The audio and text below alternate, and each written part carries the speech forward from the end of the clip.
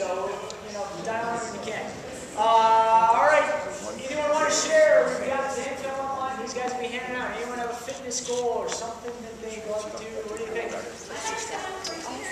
All right, final 14. Cool. Have you done one before? Or? Okay.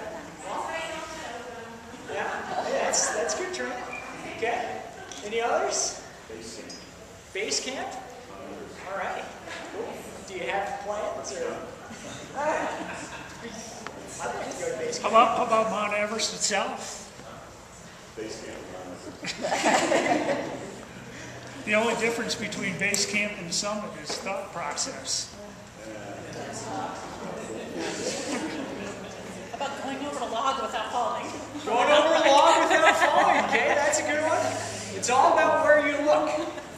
Okay, how about one more? Any other fitness goal or how about something outside of fitness? Somewhere you want to be more resilient? Okay, bicycle tour, awesome. Yeah. Well, I'd say sign up for one and get it on the calendar and then plan, you know? Don't worry about the plan once you're signed up. All right, whatever your goal is, kind of keep that in mind as we go through some of this stuff. A few quick objectives for the evening. This is a shot actually outside of Moab. That's in the LaSalle's at Primal Quest Moab, and it was unbelievable after all this, the whole race in the desert. You get up here and doesn't feel like desert at all. That's actually a picture I took. I shattered my collarbone like a month before the race. And that really tested my resiliency because that was the big race of the year. And we had a new big sponsorship, and it was really tough not to be able to do it. So in that case, not being able to race kind of tested the resiliency. But I went out there and kind of tagged along and had some fun, and I got to take this photo. So a few objectives for this evening, like I said, conservation, connections, maybe some life applications. And hopefully maybe a little bit of entertainment. There's a good chance that most of what we say will be at least somewhat true. All right, so what is adventure racing? We've got a little video here that we can show a few clips of. The first one is from Primal Quest, Montana in 2008. So here's a clip we'll look at, maybe 3 or 4 minutes here, kind of get things rolling. The Great Rocky Mountains, Big Sky Country, Montana. This is the arena for the world's most challenging human endurance competition. For 10 days, 58 four-person co-ed teams will race non-stop against 550 miles of extreme terrain. They will riverboard and kayak through thundering whitewater.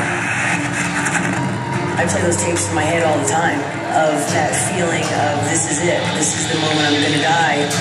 Trek through the snow and ice of the notorious Crazy Mountains. We were scared to death of the snow conditions, the avalanches, the slides, bear tracks everywhere. We're scared to death for the athletes. Bike the prairies and canyons of Paradise Valley and climb the sheer rock walls of Gallatin Canyon. The whole time going up that rope, I just kept thinking, I can't fall. I don't want to fall. 100,000 feet of elevation gain, 550 miles. 58 teams will begin the adventure. Many will never see the finish line.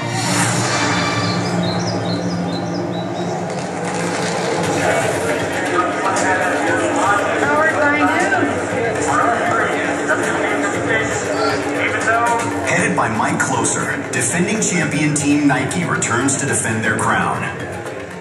I think the strategy here to win this race is going to be race like we know how, and that's race our own race.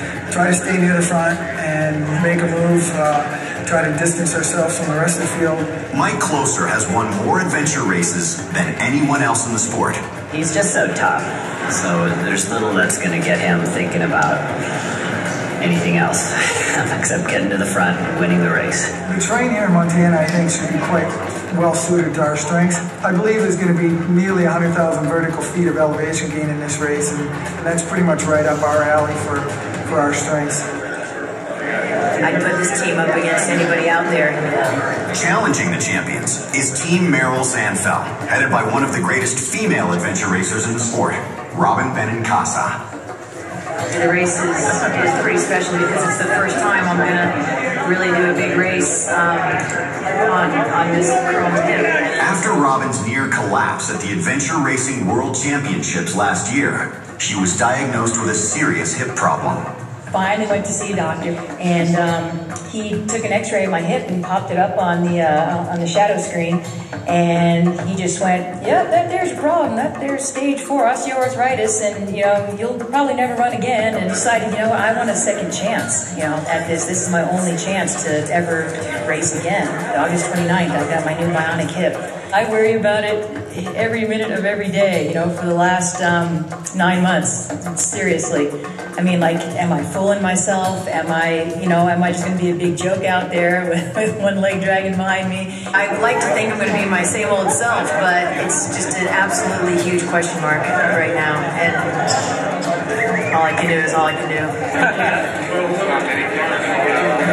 3, 2, 1.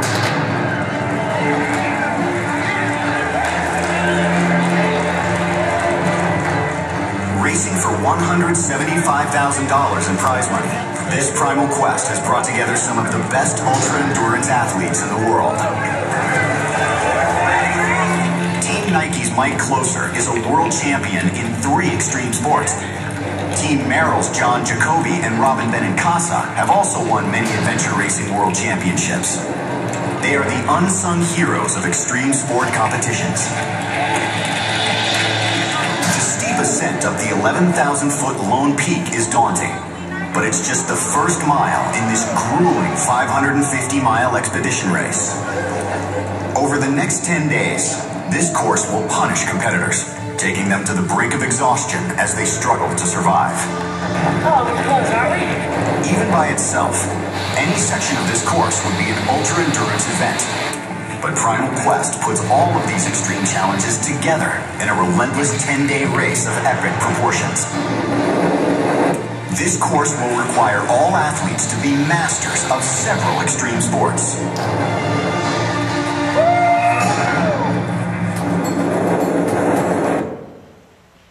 All right, so there's a bit of overview. We'll be back to a bit of that later on. But first, a little bit more about adventure racing and what it is. How many people in this room have ever seen adventure racing on TV other than this slide?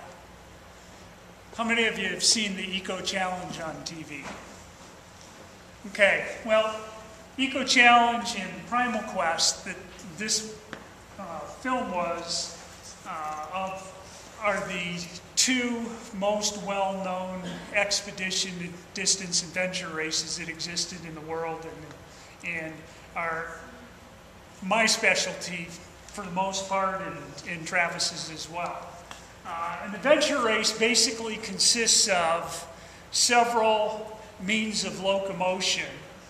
Trekking, which is hiking, running to some extent, mountain biking, either ascending or rappelling on ropes, typically big rock walls and that sort of thing. Some form of paddling in each race, maybe 2 different forms. Can be canoeing in a river, whitewater kayaking, ocean kayaking. In that film you saw people riverboarding, laying on a board, doing whitewater with that. Typically you have swimming somewhere, whether across rivers or to some extent in oceans from island to island. In the old Eco Challenge races, we used to ride several forms of animals, from Arabian stallions in the high Atlas Mountains of Morocco to camels along the coast of Morocco, and lots of other things in between. There's typically canyoneering, which is, you've seen that in Utah, where you navigate your way through canyons and so forth. This Primal Quest race was 600 miles in 10 days. Eco Challenge race was typically somewhere between 350 and 500 miles with a cutoff time of 10 days. And thing that makes adventure racing is that you have to get through the course, and typically courses are not marked, they're typically not trails. And you have a map and a compass, and you have to get from the beginning to the end by reaching various checkpoints along the route for which you have nothing but compass coordinates. And you move 24 hours a day, sleep as you can or as you need, typically not very much, maybe an hour or two a day. Move at night, and it's critical that you have at least one navigator. Travis is a navigator, and somebody who has to be very good at it. Because if you aren't, it is impossible to navigate your way through the jungles of Borneo or the jungles of Fiji or mountains in Patagonia. I have been lucky enough for about half of the races I did to have very good navigators on my team. The other half not so good, and as a result I've spent as many as 2 days lost in places with very little clue where we are. Typically the teams consist of 4 people, one of which has to be a member of the opposite sex. Teams are traditionally 3 men and a woman, oftentimes 2 women, 2 men, or sometimes 3 women and a man. And the goal of the whole thing is to get from beginning to end and to do it with some style and some class, in my opinion, and not whine, and be proud of what you've done when you get there.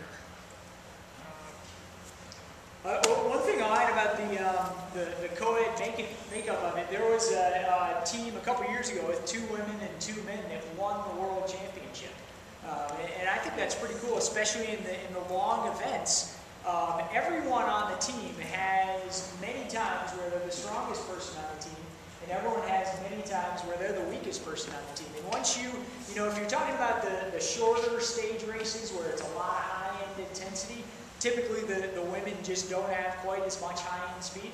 But man, the non-stop races, you know, you get to day 2 or 3, it doesn't matter. You know, everyone's on the same page there, and everyone's towing each other and helping out, and all that kind of stuff.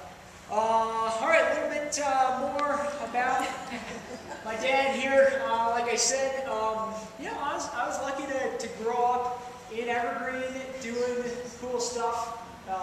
Seeing my dad do some of this kind of stuff. Here's some early photos from some triathlons, the Badwater 146. I can't make this point. Most little boys have this feeling that their dads are invincible. When I was a little boy, I actually had this evidence to prove my case. Here's you know, just a couple of things he did. He kind of started out in the Ironman, and it's kind of funny. You know, you do this stuff and you tell someone about a race you did, or you know, doing the Prime Quest, and people will say, "Oh, have you ever heard of the Ironman?" And then, I mean, not to put down the Ironman or anything like that's a huge, tough race, and you know, you're going hard as fast as you can all day long. But it's, you know, just kind of a different sort of scale. That's kind of where my dad started. Then he did a bunch of ultra runs, Leadville 100, Badwater 146, eco challenge. He's one of the few people that did all of those eco challenges, all 8 of them, kind of throughout those years. And a bunch of others. And one thing, one of the coolest things that I think about my dad is not that he's done these things and shown, again, the resiliency himself to get through these things. I mean, I actually remember the first time he did Leadville. I was a little kid. I got to finish with my leopard tights on and my cougar cut-off T-shirt. But my dad had he barely finished. His hamstrings were torn, and he barely made it through. I think he had the slowest time ever. You have to finish under. Thanks. You have to. It's been broken since then. You have to finish under 30 hours, and I don't know. What did you have, like 5 minutes or something? 29 hours and 54 minutes. Okay, so it's people accuse me of getting close to the finish line and stopping for several hours so that I could get that record of the slowest finish, which wasn't true, by the way. I do actually. Clearly, I remember sitting in the support vehicle, you know, on the boulevard leading up to